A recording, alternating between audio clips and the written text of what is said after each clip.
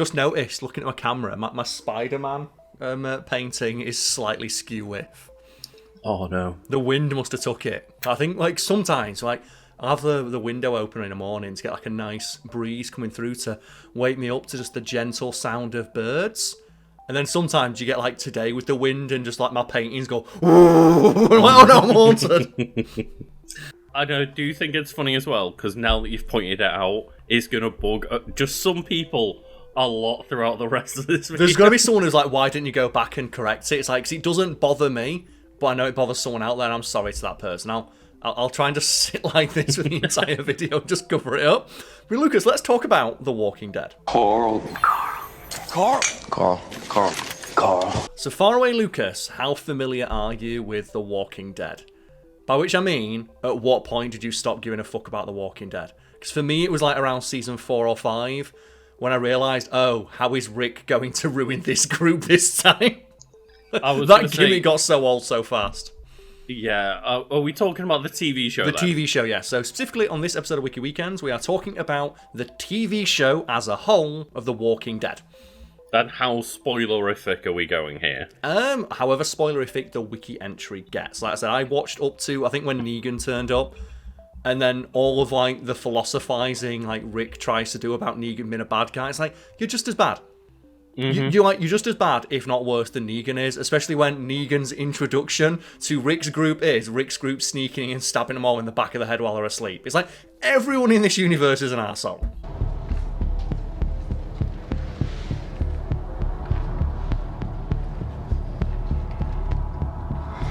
That's the point, yeah. Which is the point, but it did not make for a very compelling show to watch when everyone in it is an arsehole who I don't care about.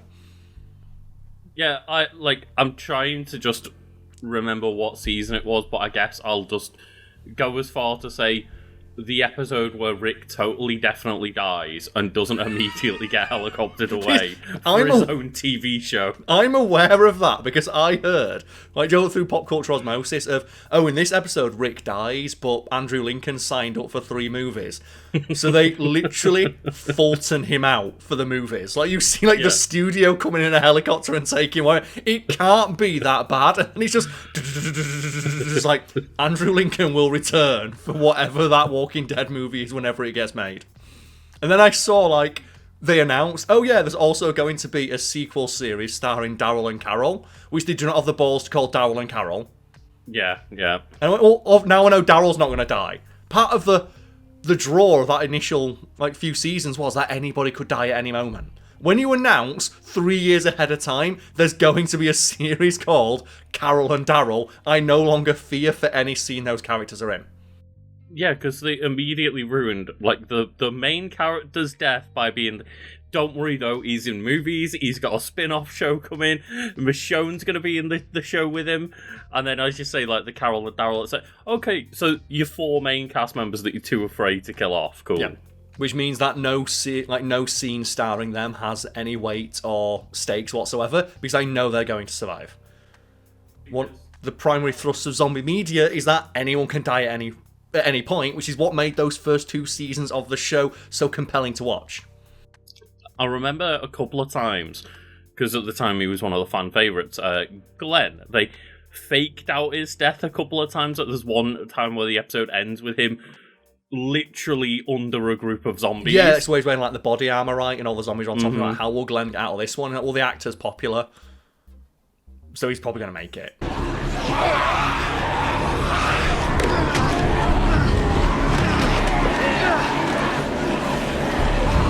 But then at one point, he didn't.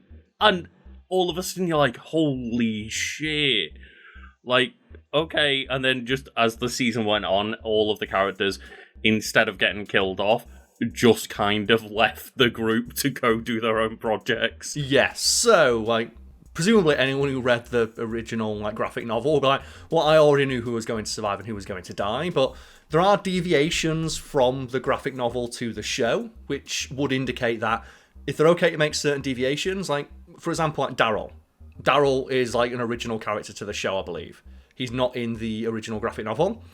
So yeah, because wasn't it both of those brothers, like Daryl and whoever Michael Rooker played, I can't remember his name, but Mel. They were just new characters to show off those actors, right? I believe so. Do you know what? We'll find that out when we go through the wiki entry, because that's the beauty of Wiki Weekends, of we pick a wiki on a subject we're interested in or want to talk about and go through it and see what we learn. So, The Walking Dead is an American post-apocalyptic horror drama television series developed by Frank Darabont. And this is one of the most disappointing things for me as a fan of Frank Darabont's work, because he developed the show. He was the series runner for season 1, the show that put Walking Dead on the map. They fired him for season 2. Wasn't it because how expensive the show was to make or something, though? It's partly that. You know what? The wiki will get into it. But my understanding is that Frank Darabont made the first season of the show and it got really popular. It was an unexpected runaway hit. And then what AMC did is they went, oh, hey, the show's really popular, make twice as many episodes for this season. We can have some more money. He went, actually, no, we're going to give you half as much money because we need to fund Mad Men. And it was Mad Men. Mad Men took all of their budget. So that's make twice as many episodes on half as much money, which is why season 2 of The Walking Dead is set entirely on that farm, and there's one zombie and it's in a well that you never see. Yeah, but that's everyone's favourite season, right? Everyone loves being on the farm the entire time. Herschel, take the scan for! Herschel! Listen to me, man, please! Take it now! Herschel! And like a lot of people, that was the season when I stopped watching. Then during the pandemic, I thought, well, what better thing to watch and catch up on than The Walking Dead? And I got about 4 or 5 seasons in. I managed to struggle through season 2 and just went, fuck this, it's not worth it. I think I had a bit of a different experience with the show because I caught up massively up to season 5 with Blu-rays. So it wasn't a case of me waiting week to week to see what doesn't happen on the farm next week. So you had the ability to just binge watch the show. And as a result, could struggle through season 2. Well, for me, it was a similar experience where the ability to binge watch the show actually made me hate it all that much more, because I realised how much of the show hinges on, tune in next week to see what happens, which doesn't really work as a gimmick when I can just press next episode on Disney Plus. And I realised that the amount of fake outs they do, like you mentioned the one with Glenn, of I can just watch the next episode and they completely undo all of the stakes from the previous episode because, you're watching it now, we don't give a fuck. And that trick is something I noticed a lot, got sick of, and just went, it's not worth it. How many more episodes is there? Well, there's 100 more, and they're making 3 more seasons and a movie, and Karl and Daryl, and there's 14 spin-offs. And I went, fuck this. You know what? Folks at home, let us know when you said fuck this in regards to watching The Walking Dead. Or if you're still watching it, let us know. Is it still ongoing? Presumably it is, right? Because that thing, the zombies in the show, will never fucking die. I don't know if the main show is still going on. I presume it is. But I do know that people are relatively enjoying the Rick spin-off show. Because, there's actually zombies in that one. Yeah, no, that's something we'll get into in a moment. But he mentions here that the series features a large ensemble cast as survivors of a zombie apocalypse. Although the word zombie is never said in the show, their zombies are known as walkers. And that's because, according to the writer of the original graphic novel, The Walking Dead is set in a universe where zombie movies don't exist. I can see it, it's just outside. Any zombies out there? Don't say that. What? That? What? That? The Z word, don't say it. So they don't know what the word zombie means, because in the Walking Dead universe, stuff like Dawn of the Dead and Land of the Dead does not exist. So the word zombie doesn't refer to shambolic walking corpses. It refers to, Haitian voodoo zombies and stuff like that, which doesn't really describe the creatures in The Walking Dead. And I did quite enjoy, especially in the first couple of seasons, when each time you'd meet a new group, when they'd be like, walkers are coming. They're like, what are walkers? And it's are they not just a brand of British crisps? What's going on? That'd be terrifying, just giant bags of crisps, attacking people. And that's, I like that, but it gets real old really fast. For example, I recently started playing the game Days Gone. And like a lot of zombie media post-Walking Dead, they try and do the thing of, we're not going to call them zombies. Zombies is so passé. It's so cliche. Let's come up with our name for what the zombies in our zombie game are. And do you remember what they call them in Days Gone, Lucas? Because every character says it and it gets real old real fast. I don't remember. Is it runners? They call them freakers. All this time out in the freak show and shit like this didn't matter anymore. Freakers, yes. Which, Okay, is a decent name, because they move in this weird, freaky manner. But the fact that every character, without fail, refers to them as freakers is like, well, this is the post-apocalypse. These are disparate collections of people just hanging on for survival. How did they all come up with the same word at the same time? It makes more sense in like The Walking Dead, where individual groups came up with different names for the things. It actually makes the universe feel more, ironically, alive. It does, yeah, because, as you say, there's no communication methods between each group other than physically just meeting up with one another now. So how did everyone decide the same name? And that's one of the things about Days Gone, like the world building. It's just like, why does everybody, without fail, call them freakers? And also everybody refers to the outside world as in the shit. Which, again, makes sense for your main character, just a biker who's like, a bit of like, a nihilist. But when like you're meeting random people and survivors and they refer to the outside world as the shit, it's like, again, who gave this memo? Who gave you the memo that these are the words that this universe uses for these things? That was just a presidential statement just before the world fell apart. Before the president went, the things that are attacking you are called freakers. The outside world that's not part of a community of people is called the shit. I've been your president, goodbye. Zombie runs in and bites his head off. Martial law, peace out. Peace out, motherfuckers, let's go. So, we're not even past the first paragraph, Lucas. Well, just like The Walking Dead, this episode's just stumbling along and we're getting distracted and going on weird tangents that people don't care about. You know what, Karl? We're on the farm. We're on the... Man. God, I forgot. There's one zombie and it's just in a well. Although the thing is, and that's a great idea for, like, an episode or two of the threat being a single zombie in a well you don't really know what to do with. The fact that it's like all season is like, just hit it with a stick. Just drop a fucking rock on it. That's the part that I do enjoy, because somebody says immediately, okay, cool, we'll just kill it.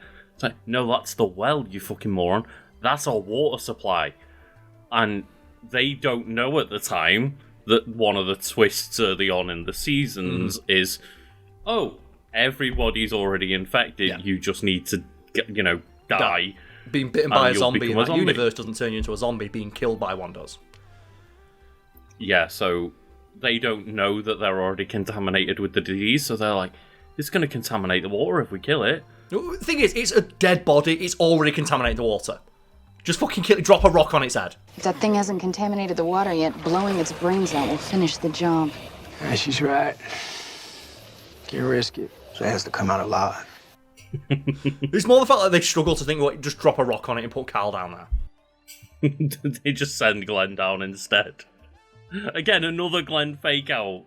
With the collapse of modern civilization, these survivors must confront other human survivors who have formed groups and communities with their own set of laws and morals, sometimes leading to open conflict between them, or, in the case of when they meet Negan's group, just Rick's group stabbing them all in the back of the head while they're asleep. What a hero. That's a cop, alright.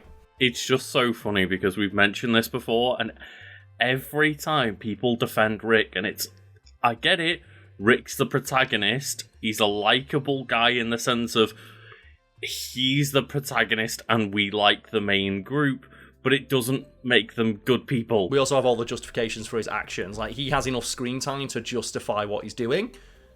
And the point of the show and other zombie media is that you just so happen to be following this person's story. There are other people out there experiencing their own stories, and they might be more interesting, and they might have just as much justification for what they're doing as the main characters you're following. Like, and it's done flawlessly in Shaun of the Dead, where Shaun bumps into his friend who's going to a different location than him and has a better plan than he does.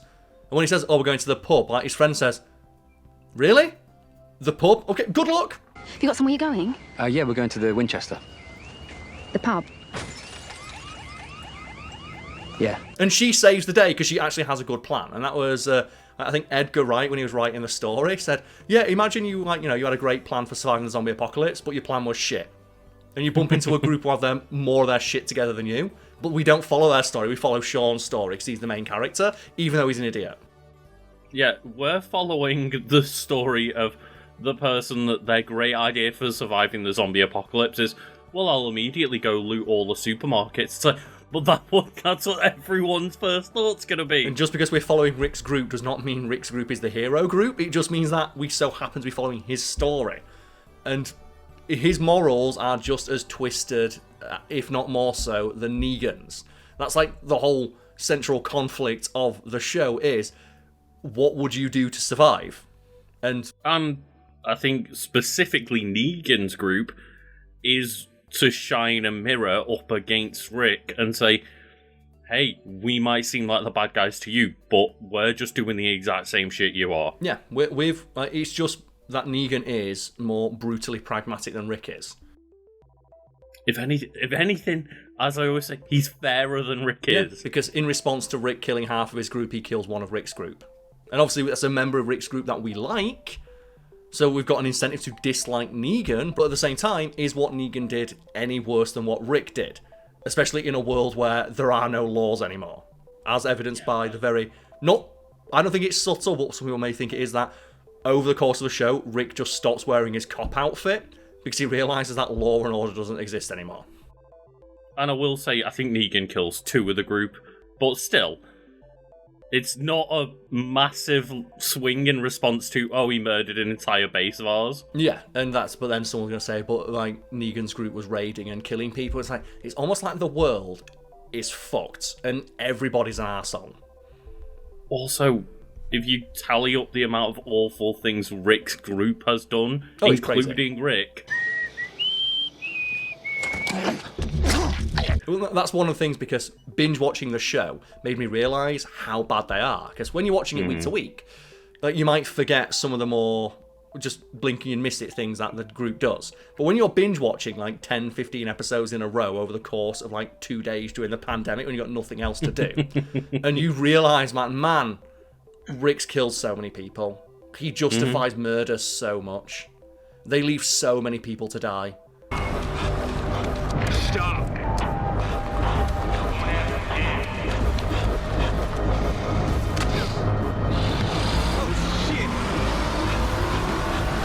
I think it does do a good job of kind of setting up Negan, but, you know, obviously you dislike him for killing 2 of your favourite characters, but at the same time, they're like, but he is just anti-Rick. And he's so charismatic as well. Jeffrey Dean Morgan is so charismatic. And the reason we talk about Negan, and I'm not sure how much of the show Negan was in after that point, but that's where I just stopped watching, because I realised the arguments between Rick and Negan just started pissing me off. It's like, Rick, you're just as bad as he is.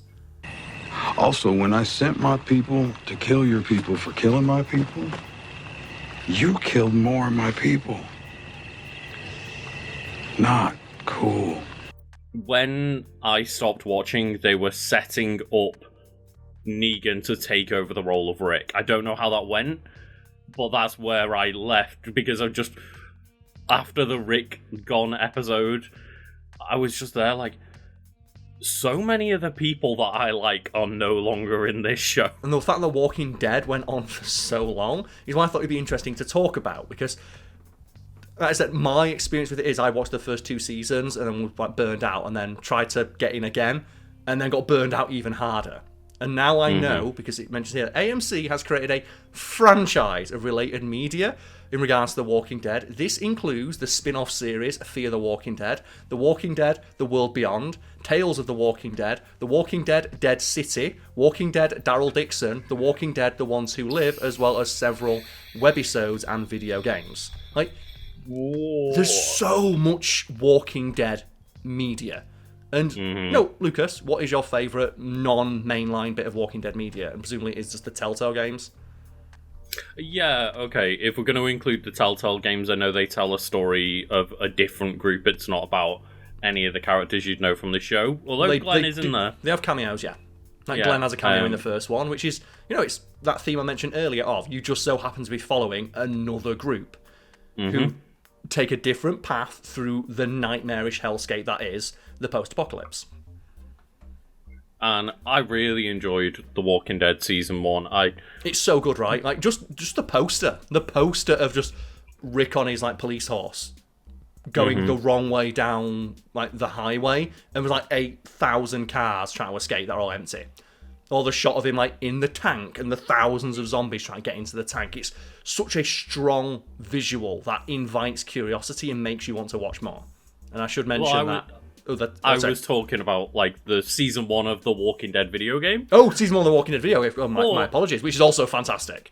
And has great visuals. I also do really like the Season 1 of the show, but I was going to say I just was trying to Google who the character that pissed me off, and I don't know if you remember Kenny. Kenny. Oh, yeah, God. Yeah. Just the Boatmaster Extreme. Fucking Kenny. I was, on my way to prison 3 months ago. No shit. No shit. It wasn't for touching kids, was it? Oh, man, come on, man. What? I gotta ask. No. I killed a guy in a fight. And that's the thing about that game, though. There are people out there who defend Kenny because, like, no, he's just a pragmatist who's trying to save his family. It's like, yeah, but he's an arsehole. And he's racist. To you, the main character. Every time he spoke, I was just like, shut the Kenny. fuck up. And for me as well, it's just one interaction. It's where, like, he's talking to Lee, who, in the context of the Walking Dead video game, is like a history professor or something like that. And they're trying to break into a place. He says, Lee, do you know how to get into this place? He's like, no. He goes, well, you should, right? You're urban. Well, you're, urban? And it's all like racist. And that made me instantly dislike the character. Like, no, it's not. He just misspoke. No, he spoke, and I heard him loud and clear, and I don't like him. Oh, you are not saying what I think you're saying. I forgot about that line. I never did, and it made me dislike the character. But clearly, they were setting him up to be like some sort of protagonist. And like in later seasons where they introduce him again, it's like, oh, he's going to be here to look after Clem. And I'm like, fuck no, I don't want to be near him. He's an arsehole. He's a monster.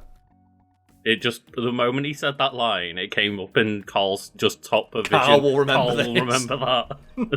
Because I was talking about season 1 of the show, and I was going to mention that the scene in the tank. Because I mentioned Days Gone earlier, and people maybe didn't get this connection, because Frank Darabont, who, directed and wrote and developed the first season of the show, has a lot of collaborators that he works with, one of which is Sam Witwer.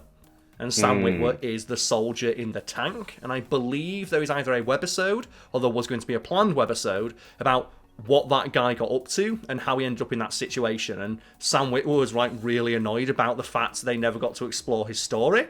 Watch the pilot of Walking Dead. That's me in the tank as the zombie who goes, and Rick blasts him, and then he gets deafened. And then he gets that grenade, which saves them at the end of the season. Well, we're going to tell the history of that. And Sam Witwer is the guy whom the main character of Days Gone is based upon. That he provides the motion capture and the voice.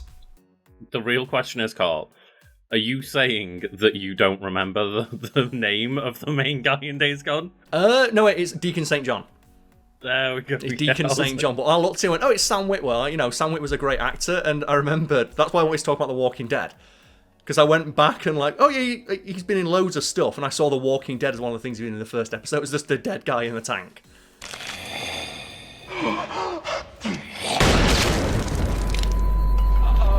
He's also in The Mist. He's the soldier in The Mist who gets attacked by the crowd and just sacrificed to the monsters within The Mist. And he has a great bit of acting in that way, just, please, begging for help. And he's like, he's a really great actor, he should be in more things.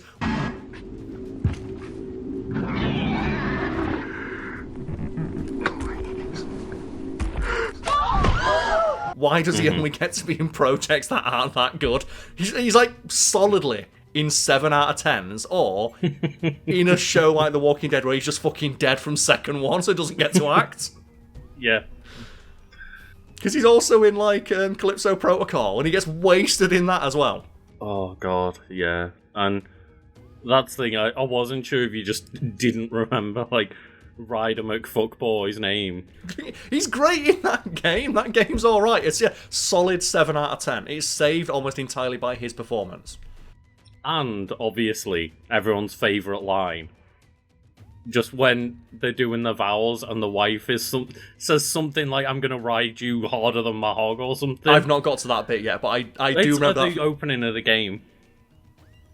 Did I skip the opening of the game? I'll just not see that because just the cringe got me. I played it yesterday and I don't remember this line.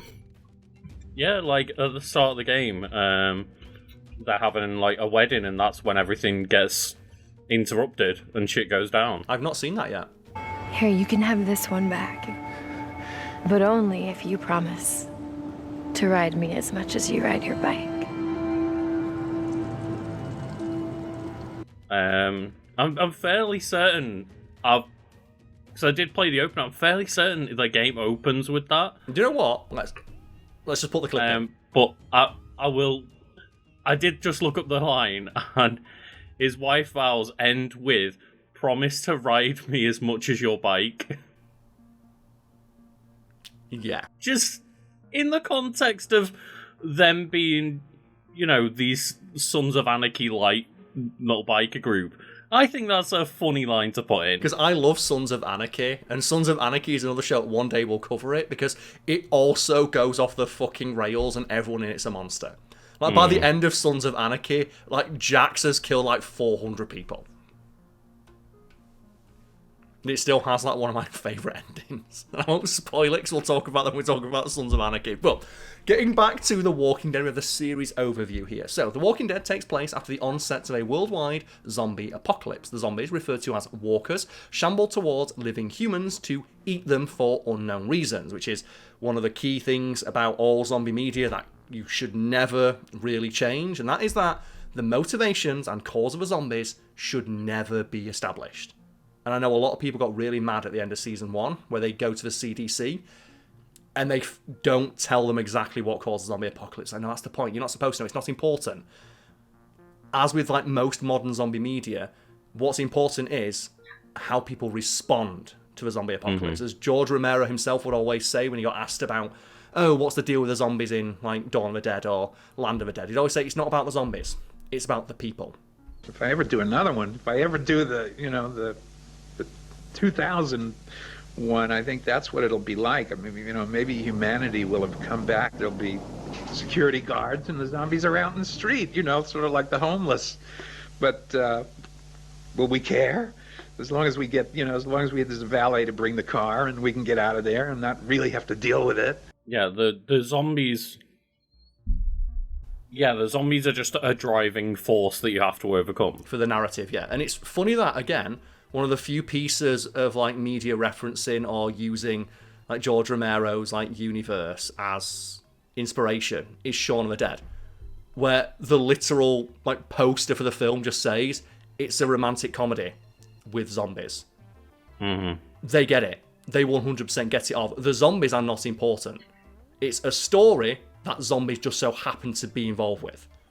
They are like part of a narrative. They are important in the sense of they're an obstacle. They're an obstacle, yes, but they're not the driving force. Ultimately, the movie is a romantic comedy about a guy learning to actually find purpose in his life. And come to terms with the facts, like, he's a fuck up and he needs to step up and take responsibility if he wants to, like, be a man and a provider for his girlfriend. And it just so happens that the thing to push him to do so is a zombie apocalypse. Same thing like, almost every, like, of the Dead movie. Like, the zombies are, like, they're basically a plot point. They're not that important, and why they're there isn't important. Which is why it's always, like, fascinating when you see discussions about, like, The Walking Dead. It's like people theorising, oh, what do you think caused the zombie apocalypse? Like, no one gives a fuck.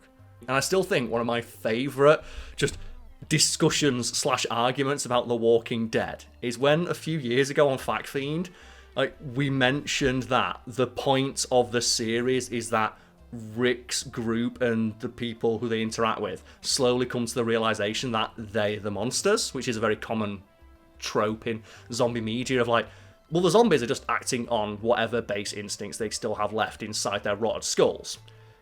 We're the people who are choosing to kill each other and fight over what are effectively infinite resources because the human population has been depleted by 99%. There was one target that was different from the rest. A woman, tied by her hair to the branch of a tree.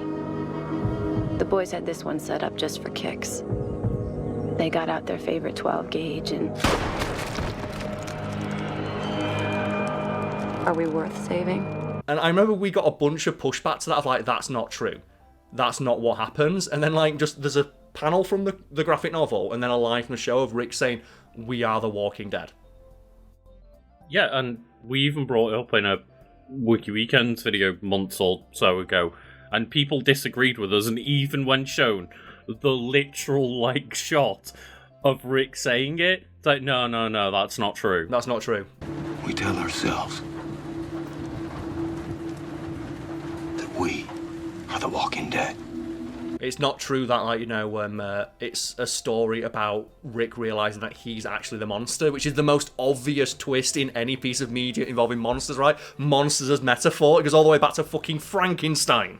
With, like, the quote of, like, oh, well, you know, knowledge is knowing that Frankenstein isn't the monster, but wisdom is knowing that actually he was.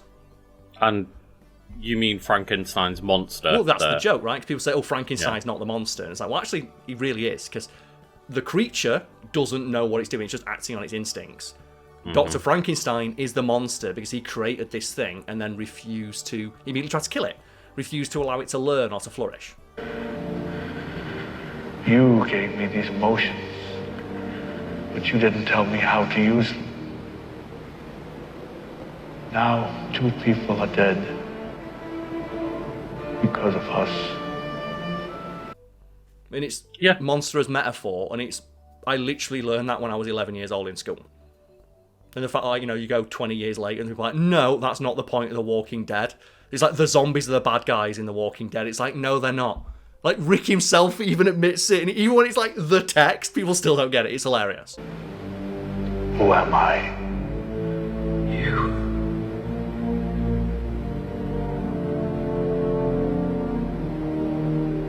I don't know. And you think I'm evil. What can I do? But speaking of when we're talking about the bad guys, have you got a favourite character from, like, an antagonistic group or anything? And Lucas, for me, it's just Shane. Because Shane is portrayed as the bad guy, but as the series goes on, Rick very quickly adopts all of his methods as he realised that Shane had the right idea. He was too raw. Like, there was still too much humanity left in the group when Shane was about. They're not people! They're dead! Ain't gotta feel nothing for them, because all they do, they kill! These things right here, they're the things that killed Amy! They killed Otis! They gotta kill all of us unless we do that! And his, like, brutal, ruthless pragmatism, just, you know, it didn't work when there was still a little bit of hope left. When there was no hope left, and they, you know, become resigned to the world in which they lived, Rick became as brutal and pragmatic as Shane, if not more so. Risking our lives for a little girl who's gone! Enough! Living next to a bar full of things that are trying to kill us! Enough! Rick, it ain't like it was before! Like, to the point where, as we mentioned right at the start, he's stabbing sleeping people in the ear to kill them, justifying it by saying, well, they could have been a threat. Now they're not a threat because they're already dead. Like, he justifies premeditated murder of people who are asleep and cannot defend themselves by saying, well, they could have been a problem in the future. He definitely takes on the pragmatic side of Shane, obviously less the psychotic break side of Shane. The thing is, though, is anything Shane did that psychotic compared to what Rick does in later scenes when he's, like, hitting people with his car? Shane never killed anyone while they were asleep and used the justification of, well, they could have been a threat. Which is a wild thing for a police officer to do, right? Of justify killing someone who can't defend themselves and use the justification of, well, they could have been a threat in the future.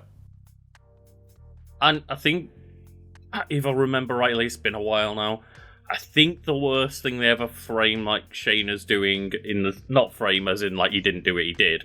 But just the way it's framed... He leaves that guy to die, right? How bad a guy Shane is just, kill it, basically killing the other dude that's with him at the school so that he can escape. Use it as a distraction. I would argue that Rick, A, would do that, and B, would probably do worse now.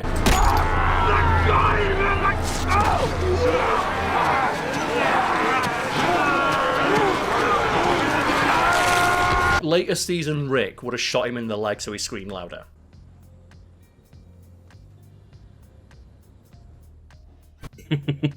But, do you have a favourite villain? Presumably it's like Negan, right? Because he's the only villain who's got any charisma. Although I do say the Governor's pretty decent. I do like the Governor. Yeah, that's who I was going to bring up, the Governor.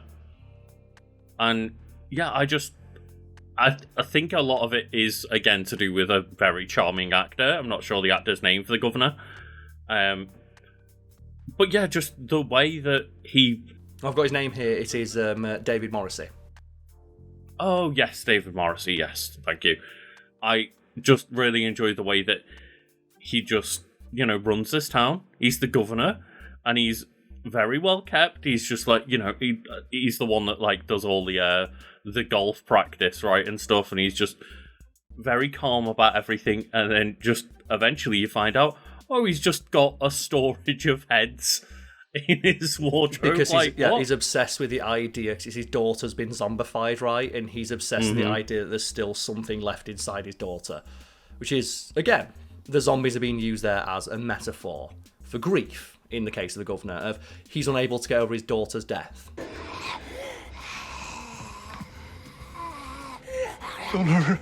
Because the zombies are dead. Like, if they developed a cure, in almost any zombie media, if they developed a cure for zombieism, every zombie would immediately drop dead because they're dead.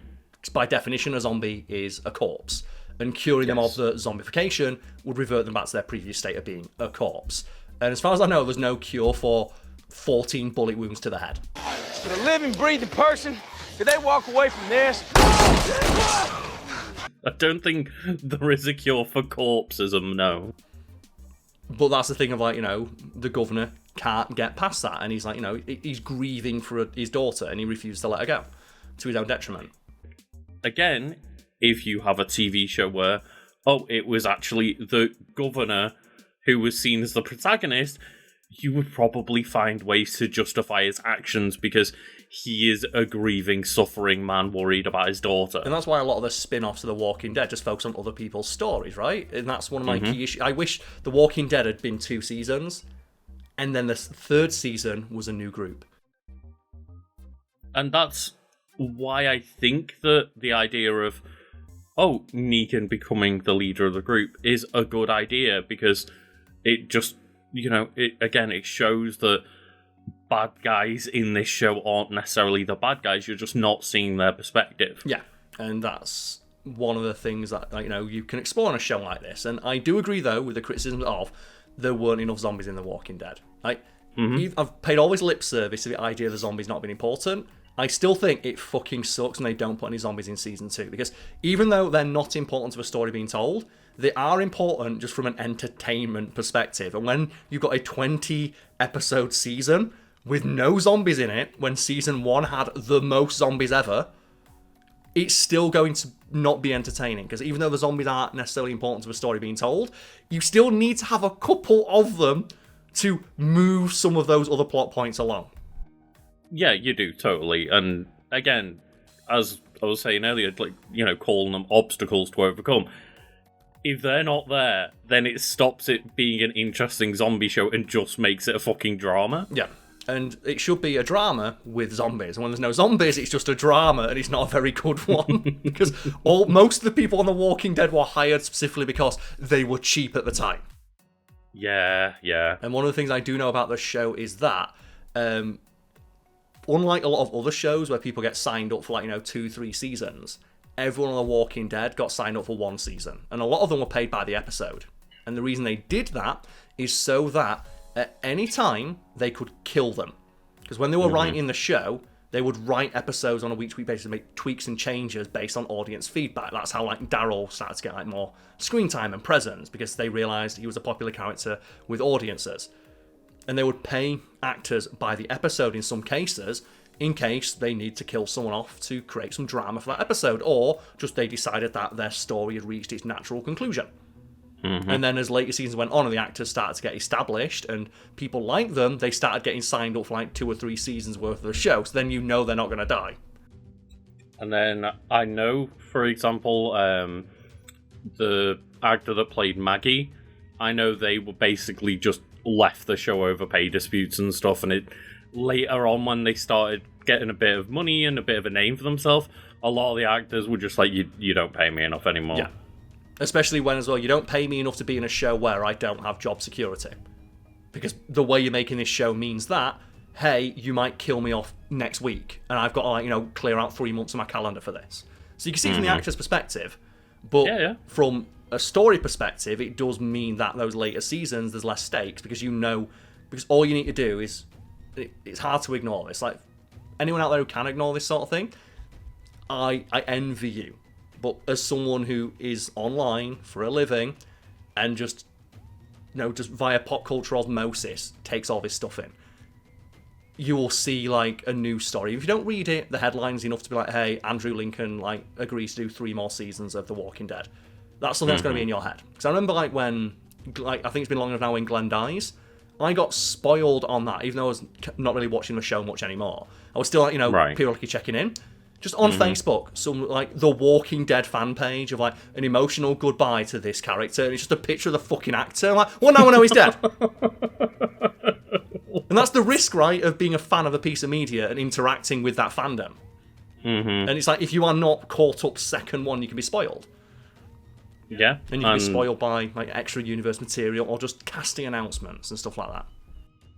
Yeah, that's one thing that I always have to be careful with about One Piece is I can never watch too many, you know, YouTube videos or TikToks or anything about One Piece, because all of a sudden the algorithm will just push someone who doesn't give a fuck about spoiling things. Absolutely, yes. And that's why we're talking about The Walking Dead years after the fact, and the only spoilers we've given are for things that happened literally half a decade ago. So if we have spoiled someone, we do apologise. Our general rule of thumb on Wiki Weekends is 6 months after the release of something is generally when open spoilers are okay. And we think online, that might as well be forever, right? Because I know there are people out there who will spoil shit before it's released.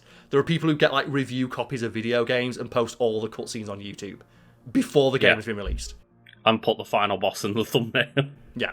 With, like, the contrast turned a little bit up so it stands out more. It's like, I fucking hate those people. So we try and avoid that. Speaking of spoilers, this discussion did make me think. I'm really excited and really hopeful for The Last of Us. Season 2 and 3, because I do hope that we get a bit of, like, an earlier vision of what the other group is like, because it's following the game quite closely, but they've established in that first season of The Last of Us, they're comfortable not only showing us stuff from within the universe that we never got to see in the games, like the cold open for, like, season 1 of, like, just, hey, I'm going to explain to you how a fungus might take over the world. It's fucking horrifying.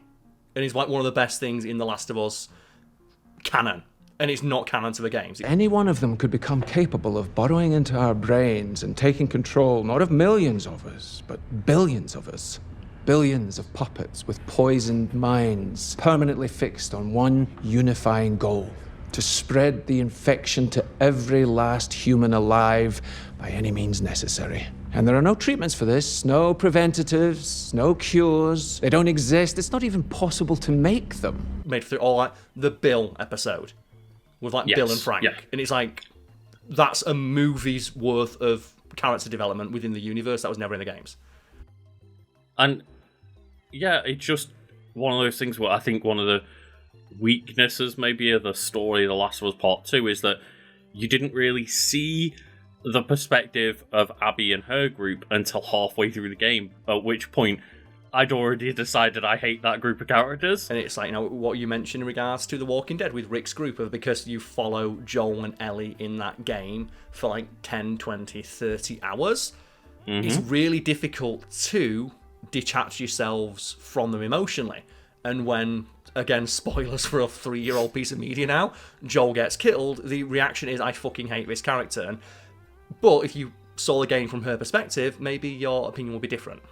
And I think my opinion of Abby would be different if I'd seen her perspective earlier rather than, oh, I hate this character now. And I guess that was kind of the point they were trying to do, like, is the cycle of violence, and we talked about The Last of Us 2 before, but I would be interested in seeing, like, how they flesh out Abby's story in Season 2 of The Last of Us, and just more extra universe stuff. Like I said, when they show you in the, I forget which countries, in Indonesia, I think, Where they had, like, the lady in Indonesia where they're asking her about, this is, like, the start of the outbreak. Or it's the start of the outbreak as far as we know. And they have the lady sat on the chair and they're explaining to her, okay, some people in this flour factory got ill. And she says, okay, so is everyone okay? It's like, well, 14 people went missing. And the actress just puts down a cup, takes a deep breath, says, okay. And the general's like, well, what do we do? And she's like, bomb. Blow up the entire city. Jadi apa yang harus kami lakukan? Mulailah pengoboman. Bom seluruh kota. Dan seluruh orang yang ada di dalamnya. And you just see the general like, what? I'm saying, blow up the entire city. But before you do, can you take me home?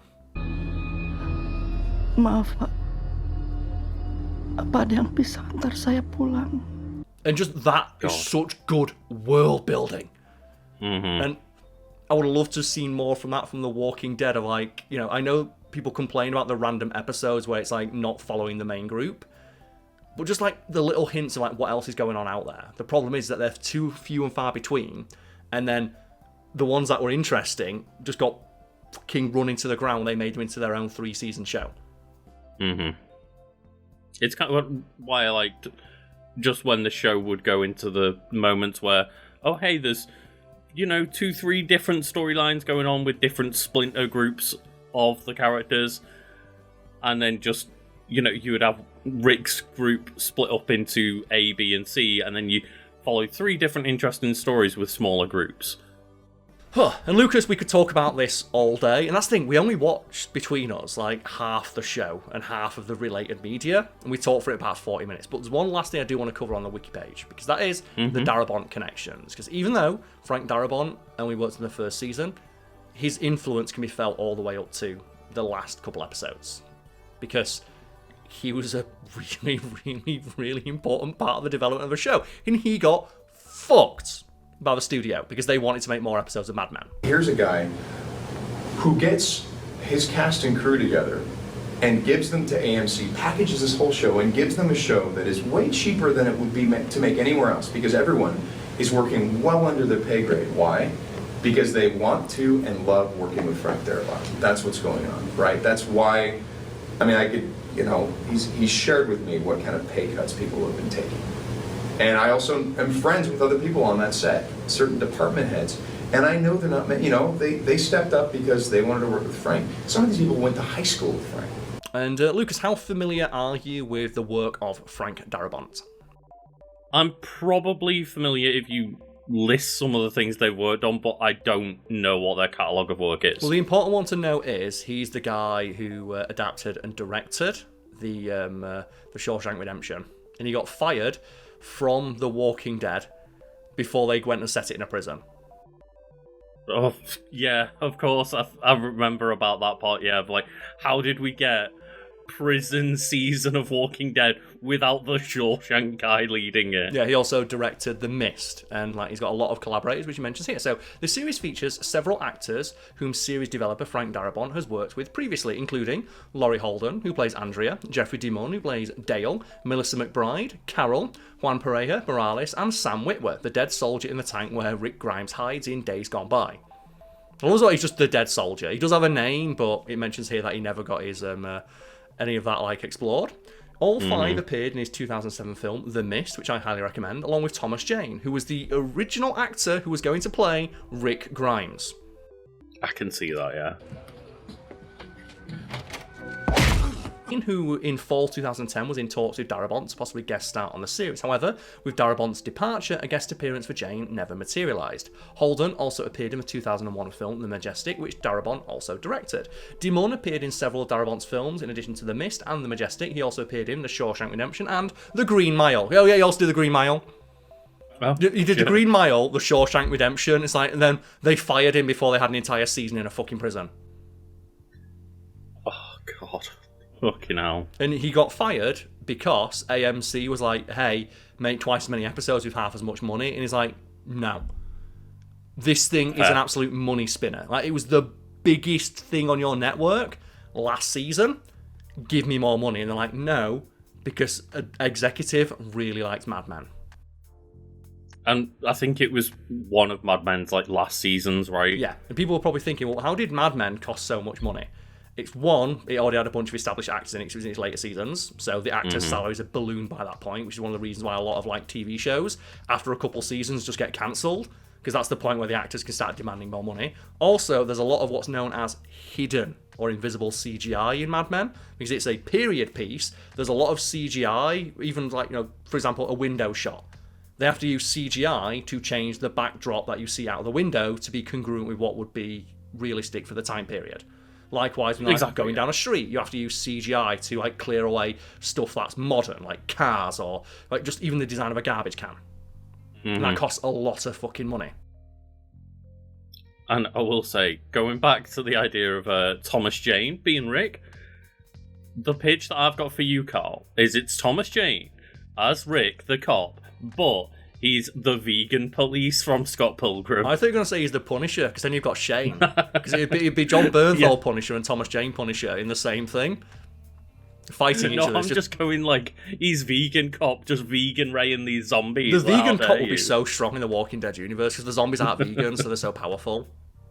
But we went finally though, I think we should go on writing, because Frank Darabont got fucked. But his influence can be felt all the way to the very end of the show. And even though the show's still going on, there'll probably be his influence felt in every spin-off until finally The Walking Dead is put down, mercifully, like the shambolic corpse of the show itself.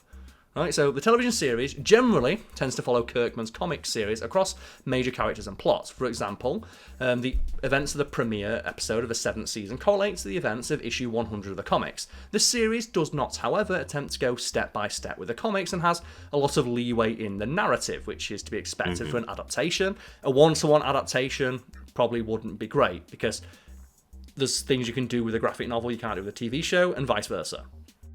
Yeah, you've got to play to the strengths of each one, and that's why, we talked about The Last of Us earlier. It's why 90% of The Last of Us wasn't Ellie and Joel crouching and sneaking around and shooting people, right? It's a great point, because, say, for example, The Last of Us, the TV show, was just a one-to-one adaptation of the video game. Just go watch the 4-hour supercut of all the cutscenes from the video game. Right? What's the point? It's one of those. It's so frustrating to me when they try and adapt something and then fans of it complain when they change stuff. It's like, they're changing it because if it was exactly the same, what's the fucking point? I would really like, though, if it was a season of playing The Last of Us, or showing The Last of Us like I play it, where Pedro Pascal is just using brick mode over and over again. Just the only thing he does instead of shooting anyone, just punch and brick. And that's a conversation we've had many times before and we'll no doubt have in the future. But finally, writing says here that, in regards to the adaptation, some things have been changed. For example, the series writers, along with Kirkman, often transfer how a character has died in the comics to a different character in the series. And Kirkman is an executive producer and does have the ability to veto any choice that he wants. For example, in the 4th season, where Herschel Green's beheaded by the governor in the standoff with Rick's group at the prison, it's Tyrese in the comics who suffers this fate. Some of the television characters, like Karl, have far outlived their comic counterparts. Like, she's in a spin-off. She dies in the comics. While others have already been killed off, like Sophia and Andrea, who remained alive for some time in the ongoing comic series. In addition, writers have included characters wholly novel to the series, such as Daryl Dixon, who's an entirely original creation. I think most fans of The Walking Dead would say he's their favourite character, and he's not in the original comics, which just goes to show adaptations can, if not improve, offer you a different perspective of something that already exists, and it can very well often be to that thing's benefit. The real question I've got is, in the graphic novel, how many times does Rick say, Karl? So we got this far and without mentioning that, and as someone called Karl, I had to. As someone called Karl, yes, when The Walking Dead was enjoying like its pop culture moment, every time someone bumped into me, not every time, just people whose personality is a collection of quotes from a TV show, would say, Karl, and I'll tell you what, it was never funny. Karl. Karl. Karl. Karl. Karl. Karl. Karl. Karl. Karl. Karl. It was never funny. And is it you told me that? Like, Andrew Lincoln, that's just how he says Karl? And the crew would make fun of him every time he had to say it, and he didn't realise he was saying it stupid.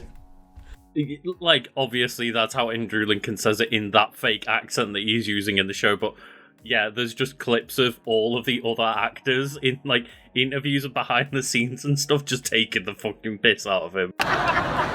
Riggs, do I talk like that to you? Yeah, 409. 409, that's all you did. Yeah, that's all you said.